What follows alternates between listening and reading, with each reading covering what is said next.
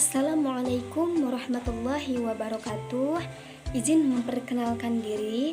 Nama saya Atik Herawati, NPM 2231010025, Prodi Akidah Filsafat Islam, Fakultas Usuluddin dan Studi Agama, Universitas Islam Negeri Raden Intan Lampung.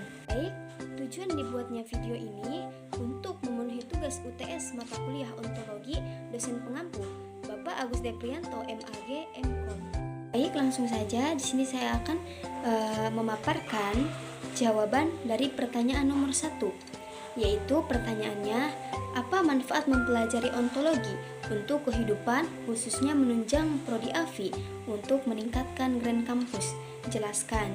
Nah, jawabannya dari pertanyaan nomor 1, sebelum kita memaparkan manfaat belajar ontologi, kita ulas dulu apa itu ontologi. Ontologi itu membahas sesuatu yang ada yang ada di alam semesta ini.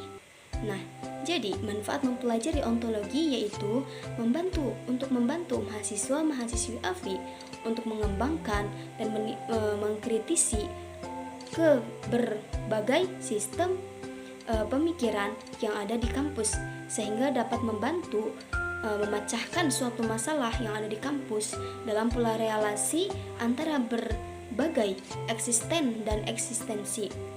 Dan dengan mempelajari ontologi, kita bisa mengeksplorasi secara mendalam pada berbagai ranah keilmuan maupun masalah, baik itu sains maupun etika.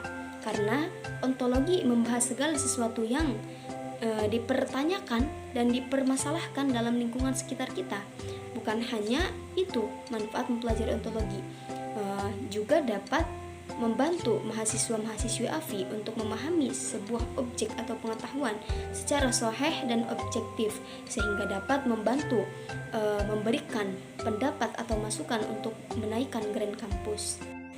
Lalu next ke pertanyaan yang kedua, yaitu bagaimana ontologi berperan untuk meningkatkan mutu pencapaian grand kampus serta berikan contoh konkret yang mampu dipraktikkan.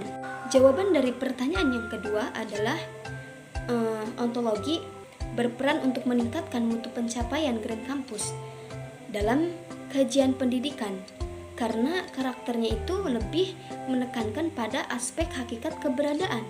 Contohnya misalkan dalam suatu universitas atau dunia pendidikan, visi misi itu merupakan komponen yang harus ada. Nah, dan dimaksud keberadaan di sini juga adalah keberadaan karakter. Contohnya, mencoba mencari hakikat pendidikan budi pekerti dan hakikat manusia.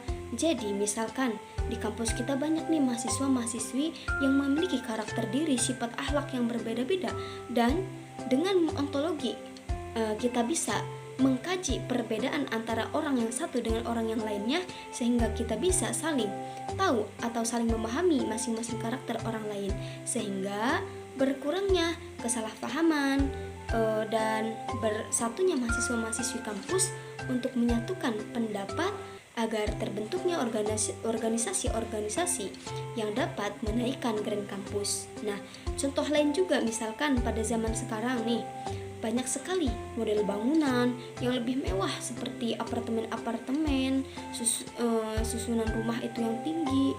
Tapi hanya ada di zaman sekarang, tidak ada di zaman dahulu. Dan ontologi mencoba membuktikan dan menelaah bahwa benar bangunan tersebut yang berkaca mewah itu tidak ada di zaman dahulu, hanya ada di zaman sekarang.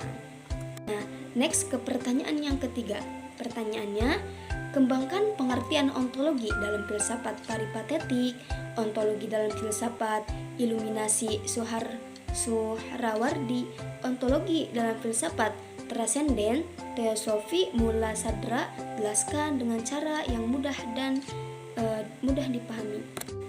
Baik, next jawaban untuk pertanyaan yang ketiga. Ontologi dalam filsafat paripatetik terlebih dahulu, yaitu ontologi membahas segala sesuatu yang ada dengan cara mendapatkan pengetahuannya memakai penalaran akal dan cenderung rasional. Nah, ada juga tokohnya yaitu Ibnu Sina dan Al-Farabi, masih banyak yang lainnya. Lalu ontologi dalam filsafat iluminasi Suhrawardi. Nah, menurut Suhrawardi, iluminasi itu adalah sebuah cahaya yang realitas paling nyata. Nah, jadi ontologi dalam filsafat iluminasi Suhrawardi yaitu mencari kebenaran tertinggi yang paling nyata tentang segala sesuatu yang ada dengan perasaan beragama. Lalu, ontologi dalam filsafat transenden Teosofi Mulla Sadra adalah gabungan antara keduanya, antara filsafat peripatetik dengan filsafat iluminasi. Karena transenden teosofi adalah filsafat keagamaan yang berpikir tentang hal-hal yang melampaui apa yang terlihat di alam semesta. Contohnya, pemikiran yang mempelajari sifat Tuhan. Jadi, sifat transenden teosofi Mulla Sadra yaitu berpikir dengan akal untuk mencapai kebenaran tertinggi dengan perasaan beragama, dan kebenaran yang diperoleh berdasarkan perjalanan nurani merupakan pengalaman kognitif yang dihasilkan dari proses berpikir tentang segala sesuatu yang ada. Next, pertanyaan yang keempat, jelaskan perkembangan dan relevansinya dengan fenomena-fenomena yang terjadi pada saat ini. Baik, jawaban pertanyaan yang terakhir yaitu memang banyak pada saat ini banyak fenomena-fenomena yang terjadi pada masyarakat bila dilihat dari sisi ontologi. Salah satunya banyaknya masyarakat yang berlomba-lomba untuk meninggikan rumahnya, memperbesar rumahnya sampai menjadikan bangunan-bangunan yang bertingkat. Banyak juga di zaman sekarang apartemen-apartemen mewah, masjid-masjid mewah dan tinggi berbahan dasar kaca.